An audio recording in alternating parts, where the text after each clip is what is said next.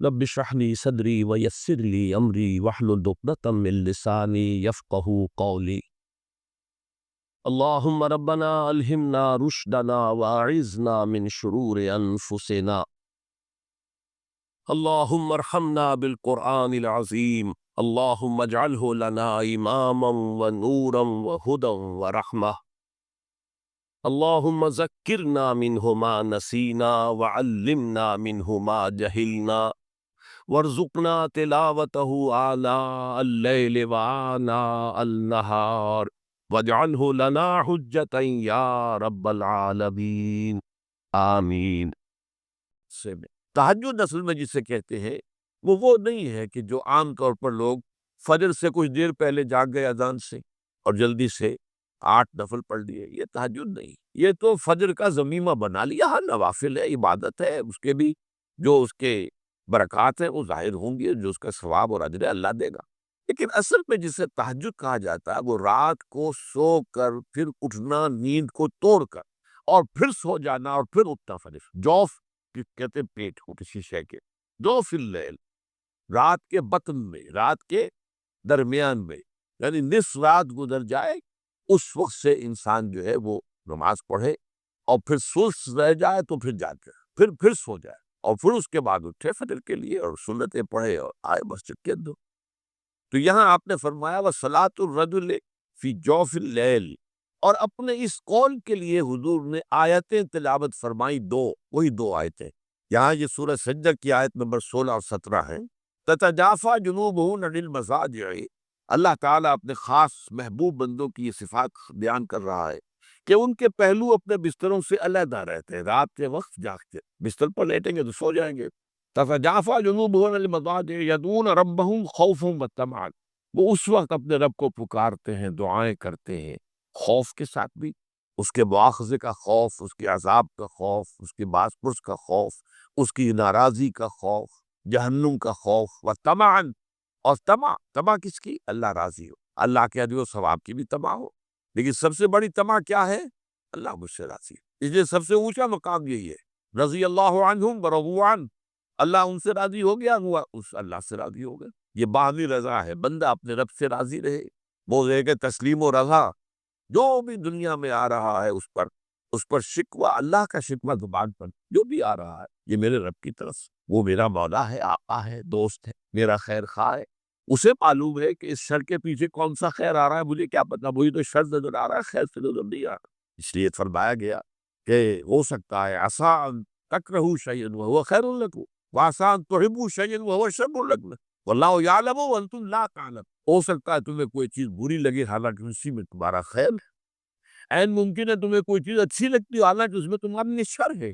اللہ جانتا ہے تم اس کیفیت کے اندر دنیا کی زندگی گزارے، اللہ تعالیٰ آخرت میں اسے راضی کرتے، اللہ اس سے راضی ہو جائے. اس قرآن کو اچھی سے اچھی خوشحالی کے ساتھ پڑھو. من لم یتغن بالقرآن فلیس منا، جو قرآن کو بہتر سے بہتر انداز میں، اچھی سے اچھی آواز میں، خوشحالی کے ساتھ پڑھنے کی کوشش نہیں کرتا وہ ہم میں سے نہیں ہے. بلکہ ایک مرتبہ حضور رات کے وقت آپ گشت پر تھے اپنے ساتھیوں کے حالات معلوم کرنے کے لیے. حضرت ابو موسیٰ اشعری رضی اللہ تعالیٰ عنہ ایک صحابی ہے، ان کے گھر کے پاس سے گزر ہوا، وہ رات کو تہجد پڑھ رہے تھے، کھڑے ہوئے کیف کے عالم میں قرآن تلاوت کر رہے ہیں. حضور کو بہت پسند آئی ان کی قرات، کافی دیر تک وہاں کھڑے سنتے رہے. اب انہیں کیا پتا کون سن رہا ہے، بالکل اسی طرح سمجھ لیجئے ایک بات یاد آئی ہے. حضور فرماتے ہیں کہ جس طرح کان لگا کر اللہ قرآن کو سنتا ہے کسی چیز کو نہیں سنتا، ہمیں نظر نہیں آتا، ہمیں معلوم نہیں، ہم قرآن پڑھ رہے ہیں تو سننے والا کون ہے؟ سب سے زیادہ کان لگا کر خود اللہ. یہاں مجھے یاد آیا کہ ابو موسیٰ اشعری کو کیا پتا تھا کہ کون سن رہا ہے. وہ اپنی کیفیت میں نماز میں تہجد میں قرآن کی تلاوت کر رہے تھے، اور ظاہر بات ہے ان کے گھر ایکڑوں میں بنے ہوئے نہیں تھے، ایک ایک کمرہ، ایک ایک کوئی حجرہ، ایسے ہی تو گھر تھے نا صحابہ کے. لہٰذا حضور پاس سے گزرے، آواز آئی، کافی دیر سنتے رہے. اس کے بعد آپ تشریف لے گئے، صبح فجر میں ملاقات ہوئی تو حضور نے تحسین کے انداز میں فرمایا یا ابا موسیٰ انک قد اوتیت مزمارا من مزامیر آل داؤد. اے ابو موسیٰ، تمہیں تو آل داؤد کے سازوں میں سے ایک ساز اللہ نے عطا فرما دیا ہے. جس طرح حضرت داؤد، لہن داؤدی مشہور ہے کہ جب وہ پچھلے پہر رات کو حمد کے ترانے الاپتے تھے، قرآن میں ہے کہ پرندے شامل ہو جاتے تھے ساتھ اور پہاڑ وجد میں آتے تھے. پہاڑ بھی ان کے ساتھ شریک ہوتے تھے. تو جس طرح کا اللہ نے ان کو لہن عطا فرمایا تھا، حضور نے تحسین کے انداز میں فرمایا ہے ابو موسیٰ اشعری، اللہ نے تمہیں بھی آل داؤد کے سازوں میں سے ایک ساز عطا فرمایا. بہرحال قرآن مجید کا جو یہ میوزک ہے، قرآن کے الفاظ کا جو حسن ہے، جہاں تک حسن معنوی ہے وہ تو ہر لفظ میں ہے، لیکن یہ حسن ظاہری، حسن صوتی، حسن لفظی، یہ اپنے کلائمیکس پر آپ کو نظر آئے گا سورہ رحمان میں. لیکن قرآن میں یہ صورت اس اعتبار سے بھی ممتاز ہے، اس کی 4 آیات پر ذرا توجہ کریں گے، عجیب حقائق سامنے آئے. جہاں یہ قرآن مجید کے حسن صوت اور حسن لفظی کی معراج ہے، وہیں اس کی پہلی 4 آیات میں 4 چوٹی کی چیزوں کا ذکر ہے، سب سے اونچی چیز ہے. پہلی آیت کیا ہے؟ الرحمن. ایک آیت ہو گئی. رحمان کیا ہے؟ اللہ کا نام ہے. کبھی آپ نے غور کیا اللہ کے ناموں میں سب سے پیارا نام کون سا ہوگا؟ رحمان. کیوں؟ اس کا مادہ کیا ہے؟ رحمت. ہمیں سب سے بڑھ کر جس چیز کی ضرورت ہے وہ کیا ہے؟ رحمت خدا بندی. نام اچھی طرح سن لیجیے اس حضور کی قول کو. حضور فرماتے کوئی شخص جنت میں مجرد اپنے عمل کی بنیاد پر داخل نہیں ہو سکے گا جب تک کہ رحمت خدا بندی دستگیری نہ کرے. کسی صحابی نے بڑی ہمت اور جرأت کا ثبوت دیا کہ پوچھ لیا کیا حضور آپ بھی؟ جب آپ نے فرمایا کوئی شخص داخل نہیں ہو سکتا جنت محض اپنے عمل کی بنیاد پر جب تک کہ رحمت خدا بندی جو ہے وہ دستگیری نہ فرمائے. پوچھا گیا کیا آپ بھی؟ آپ نے فرمایا ہاں میں بھی. آپ انداز کیجئے کہ اگر محمد الرسول اللہ بھی رحمت خداوندی کے ضرورت مند ہو تو تاب دیگرہ چے رسد ہماری تو سب سے بڑی ضرورت رحمت خداوندی. اب یہ رحمت جو ہے قرآن مجید میں اللہ تعالیٰ کی یہ شان 2 الفاظ کے ذریعے سے آتی ہے، رحیم اور رحمان. اور کوئی مادہ نہیں ہے جس سے 2 نام بنتے ہو اللہ، لیکن یہ مادہ ہے واحد رحمت کا کہ جس سے رحمان بھی ہے رحیم بھی ہے. رحیم صفت مشبہ ہے، رحمت دائم ہو جائے گی، مستقل ہوگی تو رحیم کہیں گے. اور رحمان اس میں رحمت کی ہے وہ شان ہے کہ جیسے ٹھاٹھے مارتا ہوا سمندر ہو، ہیجان کی کیفیت، طوفانی کیفیت، رحمت خداوندی کا طوفانی جوش، وہ ہے رحمان. آپ تو رہتے اس علاقے میں، آپ کو معلوم ہے عرب اگر بھوکا مرا جا رہا ہو تو کیا کہے گا؟ انا جوعان. پیاسا مرا جا رہا ہو انا عطشان. بہت غضبناک ہوگا غضبان. غضبان آصفہ قرآن میں آیا، بہت غضبناک. رحمان جس کی رحمت جو ہے جوش میں ہے، ٹھاٹھے مارتے ہوئے سمندر کے مالک. تو یہ اللہ تعالیٰ کے ناموں میں سب سے پیارا نام. اب آگے چلیے. الرحمن علم القرآن. رحمان نے قرآن سکھایا. رحمت خداوندی کا سب سے بڑا مظہر، رحمان کی رحمانیت کا سب سے بڑا مظہر قرآن ہے. ان میں جو منطقی ربط ہے اس کو سمجھتے جائیے. اچھا آپ یہ سوچئے جو علم بھی انسان کو حاصل ہوا وہ کس نے دیا؟ اللہ نے. سائنس کا علم کس نے دیا؟ اللہ. علم آدم الاسماء کلہا. وہ علم الاسماء جو حضرت آدم کو دے دیا گیا تھا ازل میں، یہ اسی کا ظہور ہے، یہ اسی کی ایکسفولیشن ہے جو ہو رہی ہے، ہوتی رہے گی ابھی. اور دوسرے علم ہے وہ کس نے کی؟ اللہ کی. لا یحیطون بشیء من علمہ الا بما شاء. مخلوق میں سے کوئی اللہ کے علم میں سے کسی شے کا احاطہ نہیں کر سکتا مگر وہ جتنا اللہ دینا چاہے. لیکن یہ کہ تمام علوم میں چوٹی کا علم قرآن. نوٹ کرتے جائیے، چوٹی کی چیزیں جمع کیجیے. اللہ کے ناموں میں چوٹی کا نام رحمان. اللہ نے جو کچھ انسان کو سکھایا اس میں چوٹی کا علم قرآن. خلق الانسان.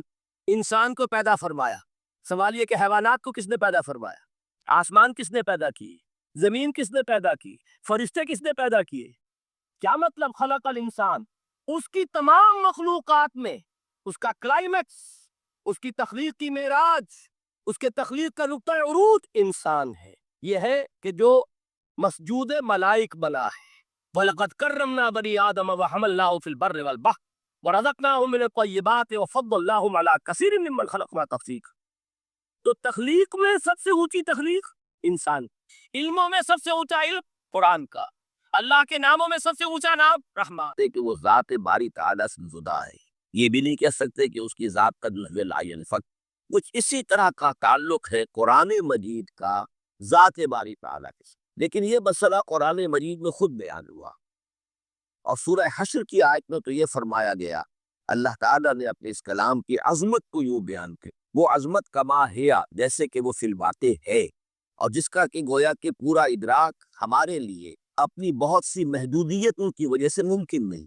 لیکن ایک تمثیل کے پیرائے میں سمجھایا لو انزلنا ھذا القرآن علی جبل لرأیتہ خاشعا متصدعا من خشیۃ اللہ وتلک الامثال نضربها للناس لعلهم یتفکرون۔ اگر ہم نے اس قرآن کو کسی پہاڑ پر اتار دیا ہوتا تو تم دیکھتے کہ وہ دب جاتا اور پھٹ جاتا اللہ کے خوف سے۔ اور یہ مثالیں ہیں جو ہم لوگوں کے لیے بیان کرتے ہیں تاکہ وہ غور کریں، تدبر کریں، سمجھیں۔ ما لا یدرک کلہ لا یترک کلہ، اگرچہ بتمام و کمال عظمت قرآن کا فہم ان کے لیے ممکن نہیں ہے، کسی درجے میں تو کچھ انعکاس اس کا ہو جائے، کچھ اندازہ ہو جائے، انسان اپنی ذہنی سطح کے اعتبار سے اس کی مناسبت سے کسی درجے میں عظمت قرآن کا اندازہ کر لے تو اللہ تعالیٰ کے ان الفاظ کو سامنے رکھے کہ لو انزلنا ھذا القرآن علی جبل لرأیتہ خاشعا متصدعا من خشیۃ اللہ۔ اب اس آیت کو سمجھنے کے لیے سورہ اعراف کی آیت نمبر 143 کو سمجھنا ہوگا، اسی اصول کے تحت کہ القرآن یفسر بعضہ بعضا، قرآن کا ایک حصہ دوسرے حصے کی تشریح کرتا ہے۔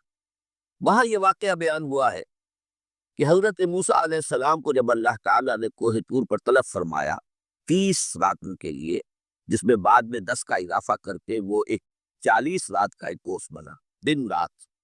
اس موقع پر جو مخاطبہ الہی، مکالمہ الہی سے مشرف ہوئے حضرت موسیٰ علیہ السلام، تو ان کی آتش شوق بھڑکی اور انہوں نے بڑی جرت کر کے یہ درخواست کر دی، رب ارنی انظر الیک، پروردگار مجھے اپنا دیدار بھی عطا کر، مجھے موقع عنایت فرما، میں تجھے دیکھ سکوں۔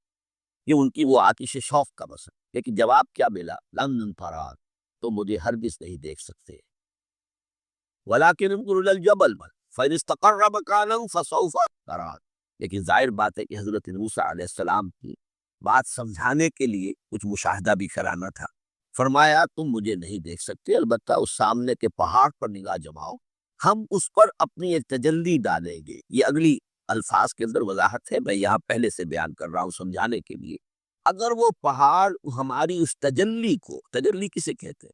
جلا، روشنی، تو اللہ تعالیٰ کی طرف سے کوئی خاص اس کے نور کا جب پرتو ہوتا ہے کسی شے پر، وہ اس کی تجلی ہے۔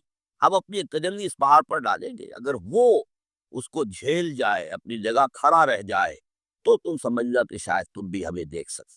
فلما تجلی ربہ للجبل، اب یہاں وہ لفظ آ گیا، جب اللہ نے تجلی اپنی پہاڑ پر ڈالی، جعلہ دکا وخر موسیٰ صعقا، وہ پہاڑ ریزہ ریزہ اور حضرت موسیٰ بے ہوش ہو کر گر۔ اب یہ بے ہوش ہو کر گر جانا، جبکہ وہ تجلی براہ راست بھی نہیں گئی، بالواسطہ ہے۔ مشاہدہ جو کر رہے حضرت موسیٰ وہ بالواسطہ ہے، تجلی پہاڑ کر، لیکن یہ کہ اس کا بھی بالواسطہ اس کا جو ہوا ہے، اس کی جو تاثیر ہوئی حضرت موسیٰ علیہ السلام پر کہ وہ اس کی تاب نہ لا سکے اور بے ہوش ہو۔ یہاں سے یہ بات سمجھ میں آتی کہ یہ تجلی یہ ذات باری تعالیٰ تھی جس نے کوہ طور کو جلا کر بھسم کر دیا یا ٹکڑے ٹکڑے کر دیا، ریزہ ریزہ کا۔ اب ذات الہی کے ساتھ جو تعلق ہے کلام الہی کا، اور یہ صفت جو لا عین ولا غیر کے درجے میں ہے ذات کے ساتھ،